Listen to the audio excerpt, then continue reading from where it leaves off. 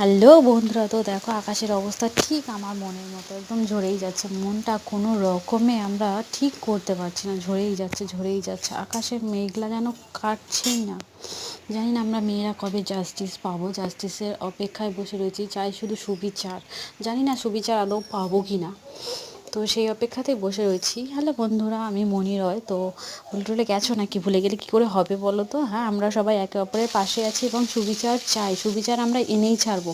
তো এই ভিডিও রান্নার মাধ্যমে আমি তোমাদের রান্না করতে করতে কিছু কথা শেয়ার করি। যখন ত্রেতা যুগ ছিল, ত্রেতা যুগে রাম রাবণ ভিন্ন দেশে বাস করতো, তারা দেবতা এবং অসুর ছিল। তারপরে আসলো দাপর যুগ। দাপর যুগে শ্রীকৃষ্ণ এবং কংস মামা একই পরিবারের, একই আত্মীয় সূত্রে তারা ছিল, কিন্তু কেউ ছিল রাক্ষস, কেউ ছিল দেবতা। আর এখন কলিযুগে হয়েছে মানুষের মধ্যেই দেবতা এবং রাক্ষসের বাস। কার মধ্যে যে রাক্ষস কখন জেগে ওঠে বোঝা দায়, বুঝেছ?